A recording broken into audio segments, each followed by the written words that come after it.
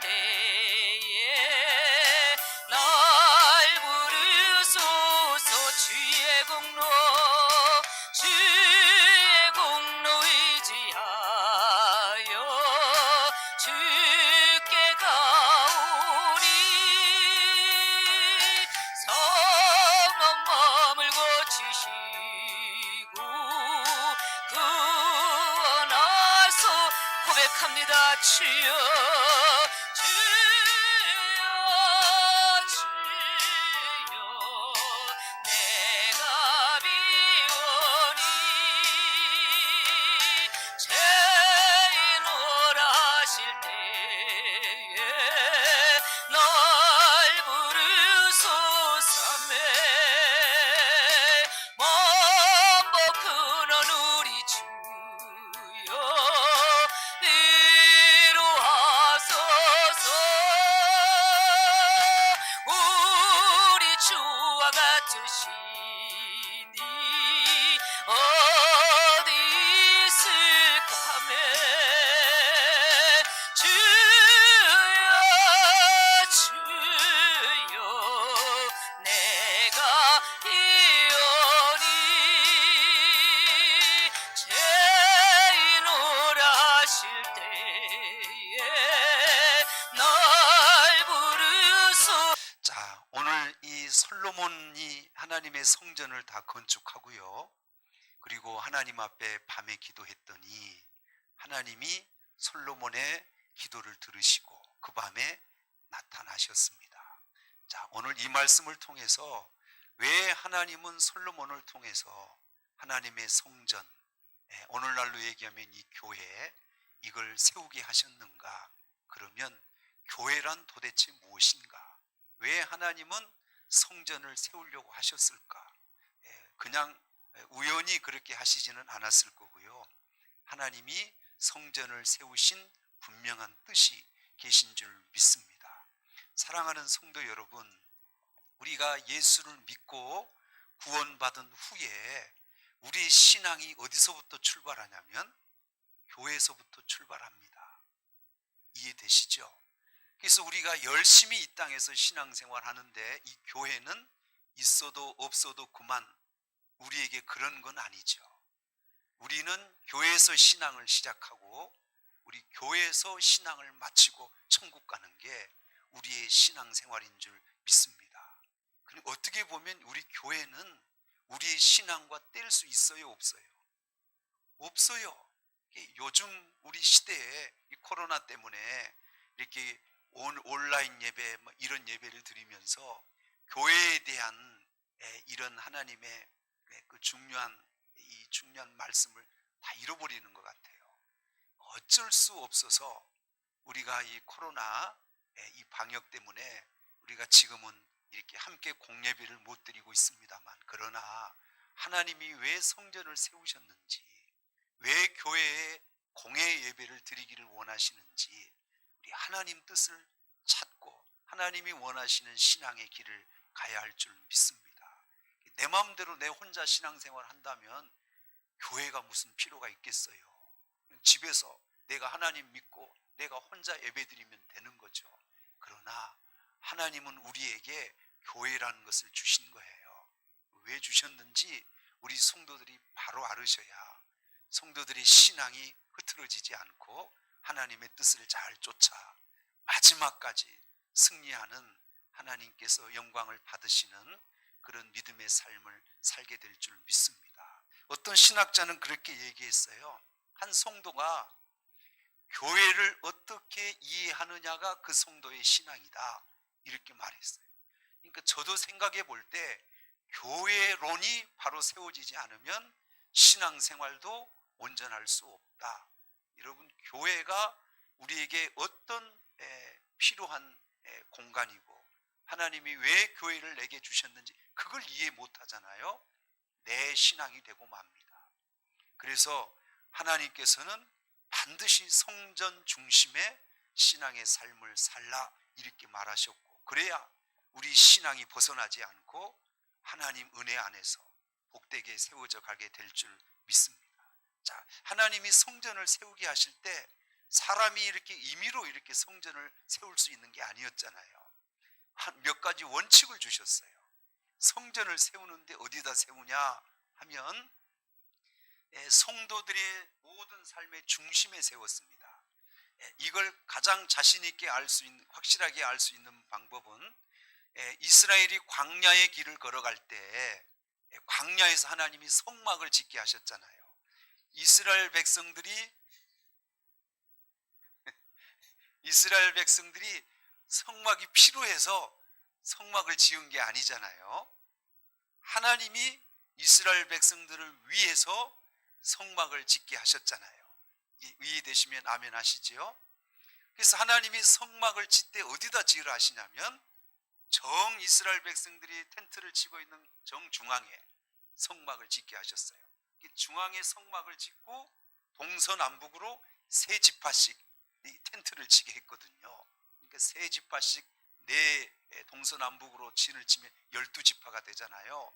근데 여러분, 이 텐트를 칠 때도 방향을, 입구가 말이죠, 성막이 보이는 방향으로 텐트를 쳐야 됩니다.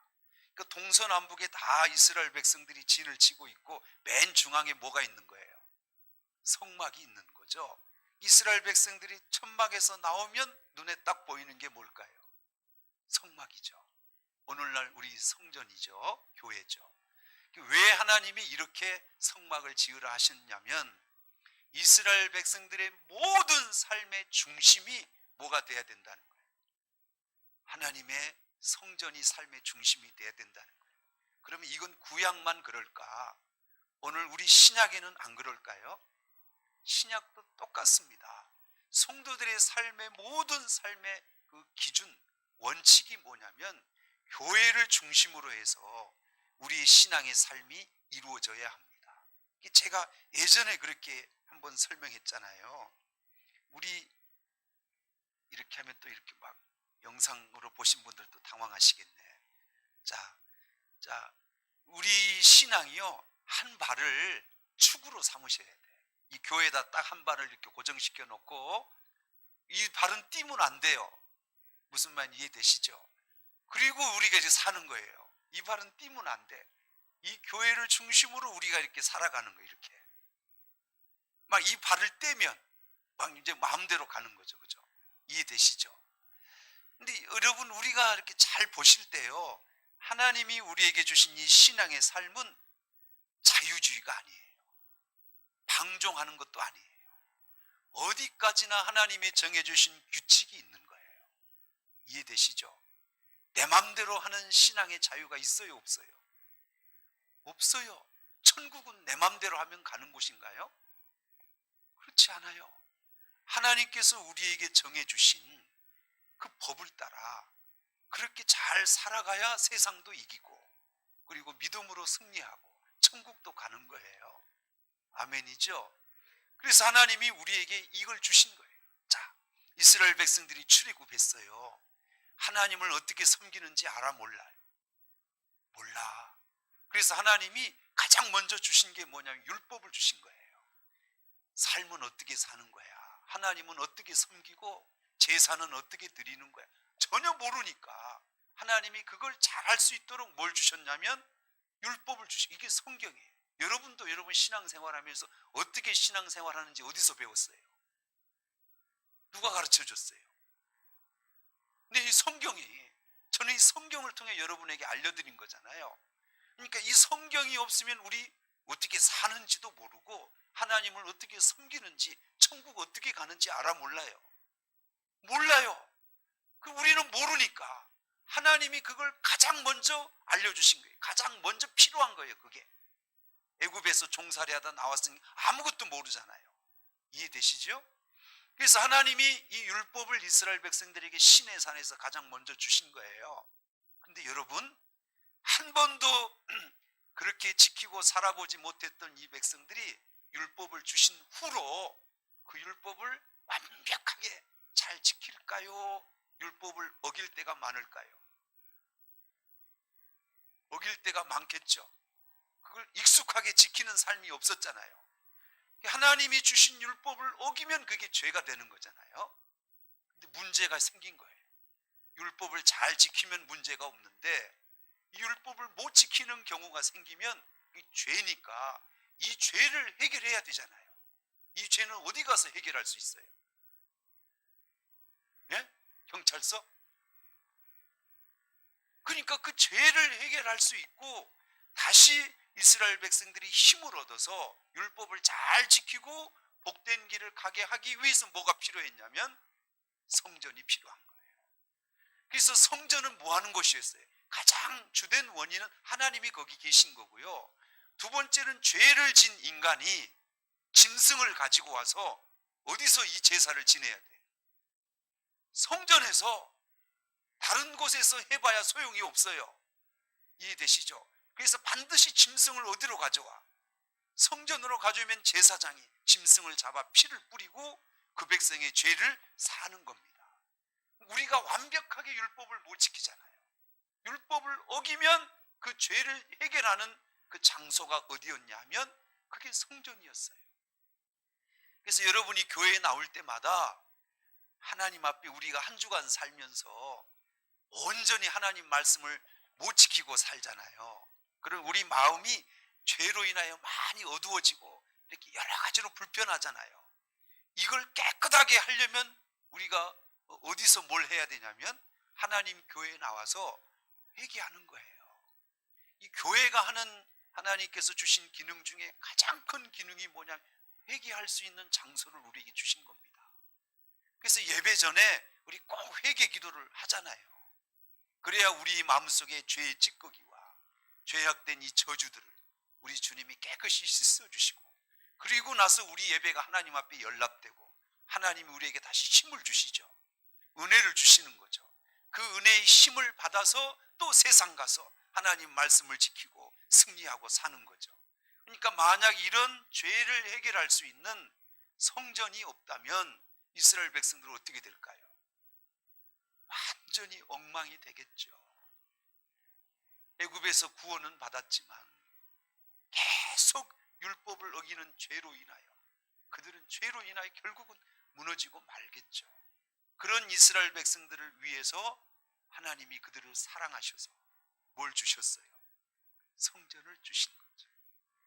그럼 성전은 내가 생각하는 대로 마음대로 이렇게 만들면 되나요? 하나님이 위에서 설계도까지 다 주셨죠. 고는 몇 규빗, 둘레는 몇 규빗, 자재는 뭘로 하고 다 하나님이 알려주신 설계도대로 성전을 지은 거죠. 이해되시죠? 그러니까 사람이 임의로 이 성전을 지었던 게 아니라는 거예요. 그리고 또 한 가지 이 성전을 통해서 우리가 알 것은 뭐냐면 그 성전의 그 재료가 여러분 보실 때 그냥 아무거나 갖다가 성전을 지은 것 같아요. 하나님이 가장 귀한 것들로 성전을 짓게 한 것 같아요. 우리는 직접 그 성막을 이렇게 못 보셨지만 여러분 그 구약의 그 성전이나 성막을 보면 뭐 법궤라든가 뭐 기둥이라든가 이런 모든 성물들은 다 금으로 입힌 거 아시죠? 그리고 그 지붕 있죠. 옛날에 성막을 지을 때 지붕은 이렇게 천 같은 걸로 이렇게 덮어야 되잖아요. 그 지붕을 세 겹으로 쌌습니다. 그게 다 해달 가죽이었습니다. 물어보십시오. 해달이 뭐예요? 해달이. 해달이 어떤 짐승이에요? 그 해달 가죽이 꽤 좋은 가죽입니다. 우리 성도들이 겨울에 이렇게 많이 입고 이렇게 부티나게 입고 다니는 그 옷이 뭐예요? 밍크 그런 거예요. 우리는 이 밍크 옷 한 벌 사 입어도 몇백이라면서요. 근데 하나님의 성전의 이 지붕은 그 해달 가죽으로 하나님이 그렇게 짓게 하신 거죠. 무슨 뜻이냐면 하나님의 성전을 우리가 짓는다. 이것은 성도들의 가장 정성스러운 정성이 거기 들어가야 한다 하는 것을 우리에게 알려주시는 거예요. 여기까지 이해되시죠? 그래서 다윗은 성전을 짓고 싶었으나 손에 피를 많이 묻힌 전쟁을 많이 했던 왕이었기 때문에 하나님 너 피를 묻은 그 손으로 내 성전을 짓게 못한다. 그리고 준비는 다 했지만 누가 이 성전을 완공시켜요? 그 아들 솔로몬이 완공시키고 하나님 앞에 봉헌식을 할 거 아니에요.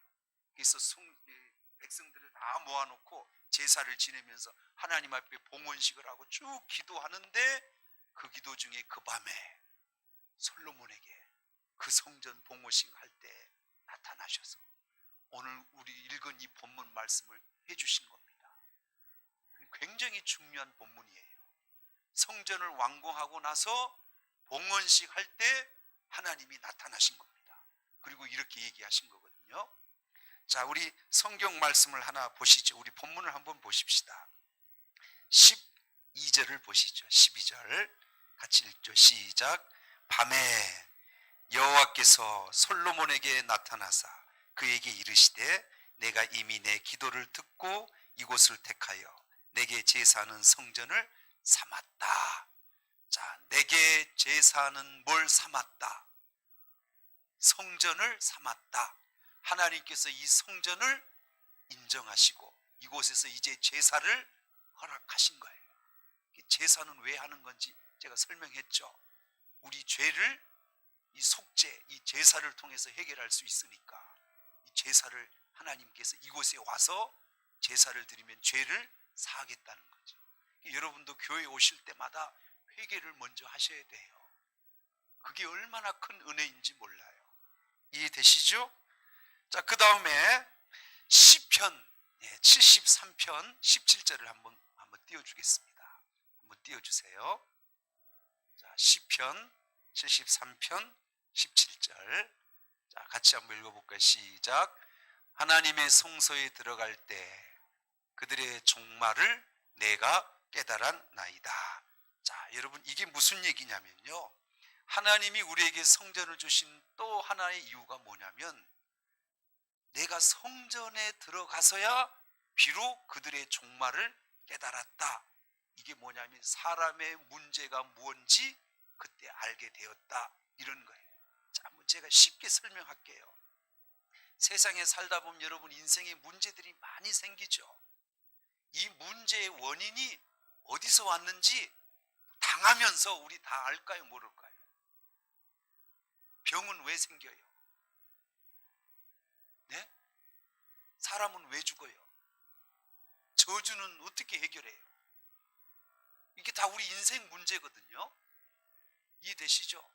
어떤 분은 아이를 못 낳아서 고민하신 분도 있고요. 아무리 애쓰고 아무리 수고해도 풀어지지 않는 인생의 문제들이 있고요. 가정의 문제, 우린 진짜 문제 속에 둘러싸여 있잖아요. 근데 이게 어디서 왔는지 알아요, 몰라요? 근데 시편 기자는 내가 성전에 가서야 비로소 깨달았다는 거죠. 이거 교회가 뭐냐면 우리 인생의 모든 문제가 원인이 뭔지, 나중에 해결할 방법이 뭔지까지 어디서 그걸 다 깨달을 수 있는 거예요. 그게 교회라는 거죠. 무슨 말인지 이해되시죠? 그래서 교회는 우리 성도들에게 없어서는 안 될 가장 중요한 겁니다. 자, 예를 들어서 제가 몸이 막 아프고 열이 나요. 어디가 아픈지 모르겠어요. 근데 막 몸이 막 힘들고 막 고통이 오는 거예요. 그럼 제가 이걸 왜 그러는지, 이게 무슨 병인지 알려면 어디 가야 돼요? 안 알아봐도 돼요? 그냥 그대로 있어야 돼요? 어디 가서 알아봐야 돼요? 그래서 병원을 가죠. 병원에 갔더니 뭐 열병입니다, 뭐 독감입니다. 이 변명이 뭔지 알고 나면 여러분 우리 마음이 어떠냐면, 아, 독감 정도면 며칠 치료하면 낫겠구나 하고 우리 마음이 안심이 되죠. 이해돼야 안 돼요? 이 교회가 똑같은 거예요. 우리 인생에 문제가 막 오는데 막 혼란스러워. 이게 왜 그런지 모르겠어. 그럼 어디 와야 해답을 찾는 거예요. 몸이 아프면 병원에 가야 진단이 나온 것처럼 삶에 문제가 생기면 교회에 오면 진단이 나온 거예요. 여기까지 이해되시죠? 근데 여러분, 우리 삶에 이렇게 오는 이 모든 질병이요, 의사가 다 고쳐요, 못 고쳐요? 진찰을 해서 왜 병이, 그게 무슨 병인지 원인은 밝힐 수 있습니다만 의사라고 해서 모든 병을 다 고치는 건 아니잖아요. 이해되시죠? 어떤 분이 손이 부러졌어요. 근데 보통 이 정도면 기부스하고 치료를 받으면 이제 뼈가 붙을 기간이 지났는데 이분은 뼈가 안 붙은 거예요. 그래서 의사에게 갔는데 의사가 물어보는 거예요. 오히려 아니 다른 환자들은 이 정도 기간이면 다 붙는데 당신 뼈는 왜 안 붙는지 모르겠다. 그랬더니 남편이 이렇게 얘기하는 거예요. 저는 알아요. 그래요? 왜 그렇습니까? 그랬더니 내가 이 뼈 부러지기 전에 우리 아내를 까닭없이 막 구타를 했다는 거예요.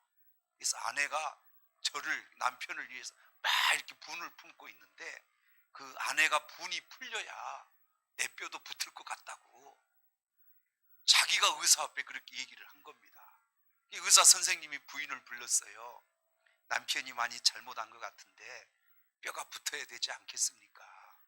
남편은 빨리 잘못했다 그러고 부인은 빨리 이 남편 용서하세요. 그래서 두 분이 거기서 화해하고 부인이 용서했어요. 신기하게 그러고 나더니 뼈가 붙은 겁니다. 실제 있었던 일입니다. 의사가 치료를 하지만 안 붙은 경우도 있죠. 그죠? 그런데 서로 화해하니까 이게 붙었다는 거죠. 우리가 하나님께서 우리에게 주신 이 교회는요, 여러분도 사시지만 얼마나 많은 문제들이 있어요. 그 문제들을 우리 스스로 해결을 못하고 또 원인을 모르면 얼마나 답답해요. 그런데 하나님이 우리에게 인간의 모든 문제의 저주 이걸 다 원인도 알려주시고 치료할 수 있는 방법도 다 알려주시는 거죠. 그러니까 교회는 있어도 없어도 그만인 곳이 아니고 인생이라면 반드시 우리가 이곳에서 우리 삶을 해결해야 할 그런 하나님이 주신 축복의 장소다 하는 것을 우리가 알아야 됩니다. 자, 그 다음에 오늘 본문 13절을 읽어보죠. 13절 같이 한번 읽어보시죠. 시작. 혹 내가 하늘을 닫고 비를 내리지 아니하거나 혹 메뚜기들에게 토산을 먹게 하거나 혹 전염병이 내 백성 가운데 유행하게 할 때에 잘 보십시오.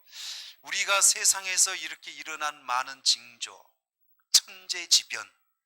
자, 여러분 하늘에서 태풍이 오거나 번개가 오는 건 자연현상이죠. 그렇죠? 그리고 전염병이 막 유행해. 지금 우리가 겪고 있는 이 코로나19도 전염병이거든요. 전염병이 막 유행해. 이것 그냥 자연스럽게 일어나는 현상이죠. 그래요, 안 그래요? 재밌는 얘기 하나 해볼까요? 남편이 믿음이 별로 없고 아내는 믿음이 좋아. 두 분이 주일날 교회 갈 때마다 이렇게 의견이 안 맞아요.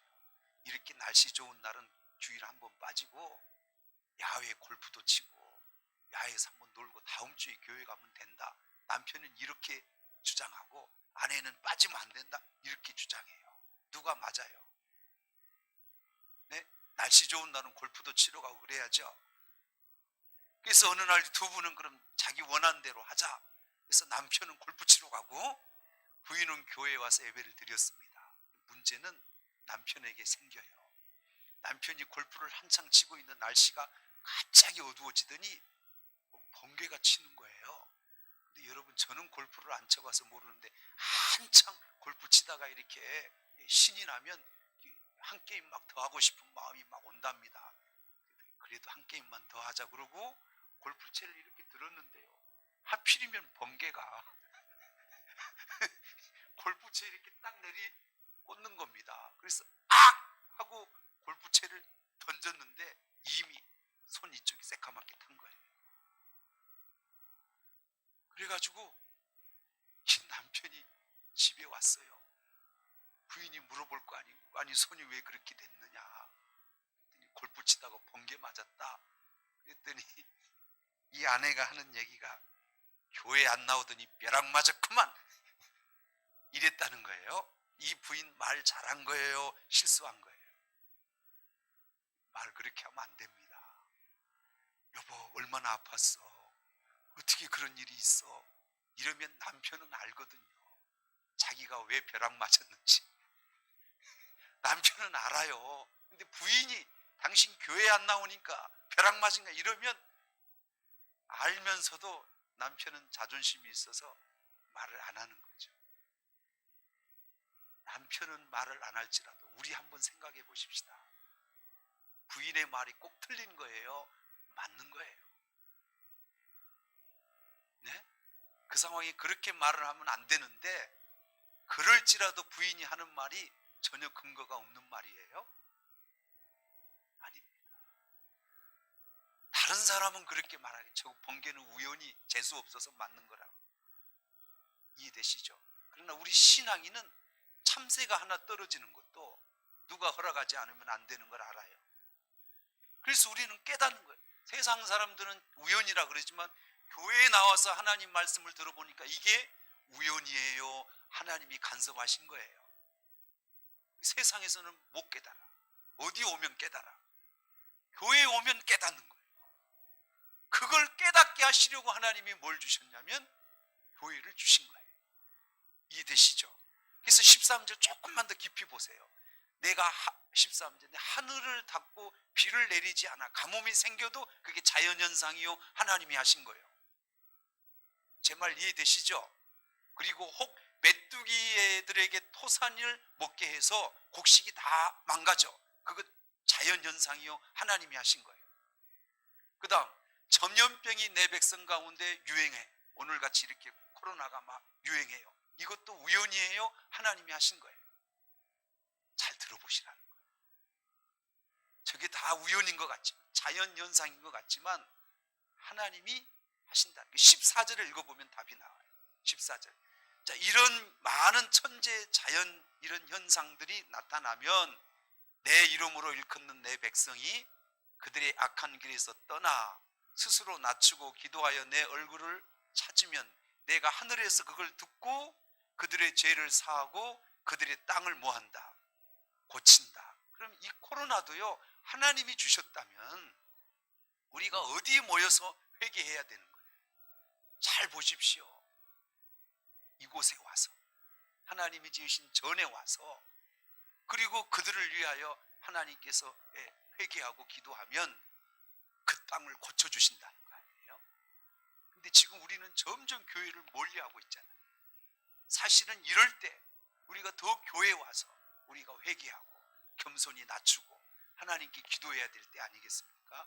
그래야 하나님이 저런 재앙도 전염병도 고쳐주시는 거 아니겠어요?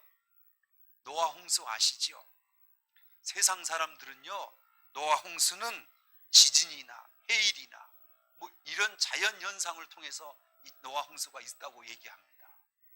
여러분 그 과학적으로 보면 그게 틀린 말은 아닙니다. 그런데 우리는 성경을 보니까 노아 홍수는 자연재해예요? 하나님의 심판이에요? 세상 사람은 너무 몰라요.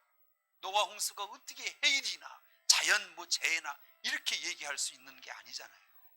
하나님이 심판하신 거잖아요. 그러니까 우리의 모든 인생의 문제는 어디 와야 그 원인과 해결책을 찾을 수 있는 거예요. 하나님의 성전에. 그러니까 이 교회는 그냥 우리 취미생활로 오는 게 아닙니다. 저도 제 인생을 여기서 찾았어요. 제 인생의 어려운 문제 해결을 저는 교회에서 다 알았어요. 그래서 우리 인생이 저주 속에 살지 않고 하나님이 주신 축복의 길을 가게 되는 거죠. 아멘이죠. 대한예수교 장로의 총회에서 이런 통계를 뽑아봤답니다. 우리나라 이 교회들 성도들이 예배 출석할 때 이렇게 연도에 따라 어떤 때 교회 출석을 가장 많이 하고 어느 때 교회 출석을 못하는지 시대별로 그걸 통계를 뽑아봤다. 우리나라 그 개인 소득 이 지수가 15,000불 정도 넘었을 때 교회 성도들 출석률을 통계를 한번 내봤답니다. 100명이 나오는 교회라면 40명만 나온답니다. 그럼 나머지 60명은 어디로 가요? 즐길 걸 찾아가는 거예요. 지금은 아마 더 할지 몰라요. 그래서 우리 기독교가 1200만 명 이렇게 얘기하는데 실제 예배 참석한 숫자는 500만 명도 안 될 겁니다. 등록은 돼 있어. 등록은. 그런데 교회는 나와 안 나와요? 안 나와요. 그런데 이 장로총회에서 예배 출석률이 가장 좋을 때가 언젠가 이렇게 통계를 봤는데요. 뜻밖에도 6.25 전쟁이 일어날 때였답니다. 그 전쟁통에 예배 출석률이 97%였답니다. 제가 이 통계를 보면서요, 너무 삶이 풍요로워지고 너무 여유로워지는 게 교회 예배 출석률을 높이는 건 아니구나. 오히려 환난과 고난, 끔찍한 그런 어려움이 있을 때 오히려 성도들은 교회를 더 찾는구나. 여러분, 지금 이 어려운 시대에 우리가 하나님을 더 찾아야 할 때인 줄 믿습니다. 아멘이죠. 14절에 보니까 내가 그 땅을 고친대잖아요. 재앙이 오든 비가 안 와서 가뭄이 오든 메뚜기가 농사를 다 망치든, 그러나 하나님의 성전에서 너희가 낮추고 나를 찾아 기도하면 내가 그 땅을 고친대잖아요. 그걸 누가 보냈기 때문에 가능해요? 하나님이 보내셨기 때문에 하나님이 고치시는 거죠. 모든 문제의 원인을 가르쳐 주실 뿐 아니라 그걸 고칠 수 있는 방법도 우리에게 알려주시는 거죠. 제가 이렇게 신앙생활하면 우리 성도들의 가정도 이렇게 보잖아요. 저주는 눈에 안 보여요. 불행은 눈에 안 보이는 거예요. 그러나 하나님 말씀을 비춰보면 저는 좀 알 것 같아요. 성경 하나만 볼까요? 잠언 26장 2절을 한번 띄워보겠습니다. 같이 한번 읽어보세요. 시작. 까닭 없는 저주는 참새가 떠도는 것과 제비가 날아가는 것 같이 이루어지지 아니하느니라. 자, 까닭 없는 저주는 참새 떠도는 것, 제비가 날아가는 것 같이 이루어지지 않는다. 우연이 아니다, 그 말이에요. 저주는 우연으로 일어나는 게 아니다. 쉽게 얘기하면 저 말이거든요. 그럼 저주는 누구에게서 온다는 거예요? 어디서 해결할 수 있다는 거예요? 저주는 원인이 있다는 거예요. 그 저주를 풀 수 있는 분은 누구예요? 하나님이에요. 제 인생을 살펴봐도 저는 불교 가정에서 태어났기 때문에 제 가정에 저주가 있었어요. 저는 이렇게 행복하게 살 수 있는 사람은 못 됐습니다. 하나님이 저를 이렇게 귀한 믿음을 갖게 하시고 제 가정의 저주를 끊어주신 거예요. 얼마나 감사한지 몰라. 하나님을 만나지 못했다면 이게 저주인지도 모르고 살았을 겁니다. 아멘이지요. 아이젠하워 대통령이 제2차 세계대전 때 미국이 분리해서 전쟁에 지게 생겼어요. 아무리 방법과 전술을 짜도 이길 수가 없었어요. 그러다 어느 날 우리 읽은 이 본문을 읽었답니다. 전쟁을 관섭하신 분도 하나님이시겠구나. 우리는 이제 더 이상 힘이 없어서 이 전쟁 못 이기는데 우리가 할 수 있는 마지막 할 수 있는 게 있구나. 그리고 온 백성들에게 한날 한시에 기도하게 하자. 그래서 이 민족이 한날 한시에 시간을 정해놓고 온 백성이 기도를 시작했습니다. 그래서 전쟁을 이겼어요. 하나님의 도우심으로. 전쟁도 누가 관여하시는 거예요? 하나님이 관여하신다는 거죠. 자, 여기까지 이해되시죠? 자, 15절 16절 읽어보시죠. 오늘 본문 15, 16절. 자, 오늘 본문입니다. 자, 시작. 이제 이곳에서 하는 기도에 내가 눈을 들고 귀를 기울이. 이곳이 어디예요? 하나님의 성전을 완공하고 봉헌식 할 때 하나님이 이곳에 나타났잖아요. 그곳이 어디예요? 성전. 그럼 어디서 기도하라는 거예요? 이곳에서 너희가 기도하면 내가 눈을 여기에 두고 귀를 여기에 두겠다. 하나님의 귀가 어디 있어요? 교회에 있어요. 하나님의 눈이 어디 있어요? 교회에 있어요. 왜 하나님이 그 눈과 귀를 교회에 두셨을까요? 우리가 기도하는 기도를 들으시려고. 아멘이죠.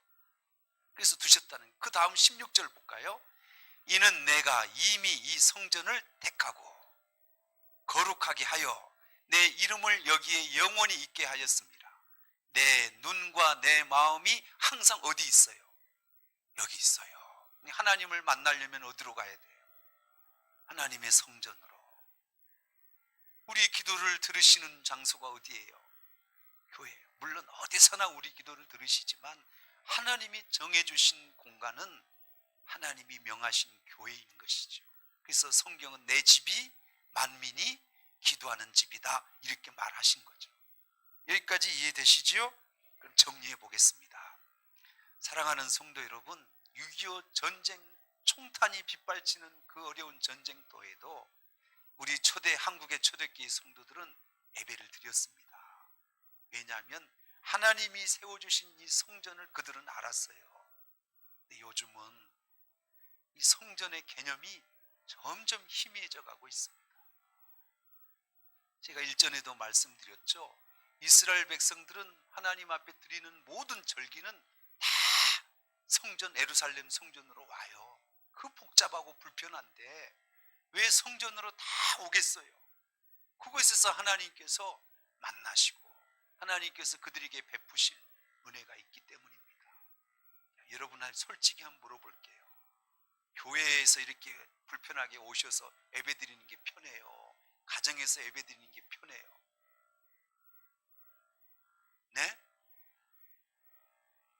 편한 것은 가정이죠. 근데 은혜는 어디 있어요? 좀 신기하지 않아요? 가정에서 예배도 드릴 수 있는데 은혜가 안 되는 거잖아요. 왜냐하면 하나님의 성전은 공회로 모여서 하나님 앞에 예배하는 거예요. 현장에서 하나님이 주시는 은혜가 우리에게 있기 때문이에요. 기도하세요. 어디서 기도하시면 좋아요? 주님 말씀하셨잖아요. 이곳에서 기도하라. 여기에 내가 내 눈을 두고 내 귀와 내 마음을 이곳에 두겠다. 너희가 이곳에서 나를 와서 기도하면 전염병이든 천재 자연지변이든 하나님이 그 땅을 고칠 것이다. 자, 정리해 볼까요? 교회는 뭐예요 그러면? 성도에게 교회는 뭘까요? 잘 알아요 몰라요? 교회를 잘 아는 만큼 신앙이 좋은 거예요. 교회는 하나님이 계신 곳, 교회는 죄 사함 받는 곳, 할렐루야. 교회는 인생의 모든 문제의 원인을 알 수 있는 곳, 교회는 그 원인 문제를 다 해결할 수 있는 곳, 할렐루야. 교회는 하나님 앞에 와서 축복받는 곳, 교회는 기도하는 곳. 여러분, 이런 교회를 우리가 등하시할 수 있어요 없어요? 성도라면, 하나님 앞에 구원받은 자라면 교회는 우리에게 뗄 수 없는 가장 밀접한 우리의 삶을 축복하고 우리의 삶을 온전히 세워가는 가장 복된 장소, 그게 어디예요? 교회인 거죠. 여러분, 교회를 그래서 사랑하셔야 돼요. 아멘. 교회를 아끼시고 내 몸처럼 사랑하셔야 돼요. 교회를 사랑하는 만큼 하나님이 그분에게 복을 주시는 거예요. 저는 교회를 막 사랑해서 불행한 사람 못 들어봤어요. 교회를 아끼고 교회에서 막 기도하고 교회가 뭔가 이렇게 부서졌으면 고치고 필요하면 채워놓고 이런 분들이 자손이 잘못된 걸 제가 못 봤어요. 반드시 하나님이 자녀들에게 복을 주시더라고요. 아멘이죠. 교회를 사랑하십시다. 어렵지만 할 수 있으면 교회에 오셔요. 그리고 기도하시고 이곳에서 하나님을 만나시고, 그래서 하나님의 인도하심을 여러분이 잘 받으시기를 주의 이름으로 축원합니다.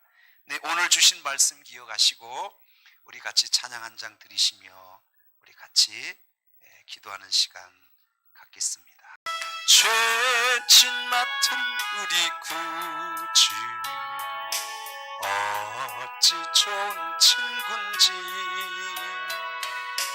걱정 근심 무거운지 우리 주께 맡기세. 짙게 고함 없는 도로 복을 받지 못하네. 아버지, 사람들이 어찌하여 아랠 줄을 모를까. 시험 걱정 모든 괴로움 없는 사람 낙심하지 마시고 하나님 앞에 나와 기도하십시오. 주여 아버지, 기도 드려 아뢰세. 이런 진실하신 친구 찾아볼 수 있을까. 의리 약한 마시오니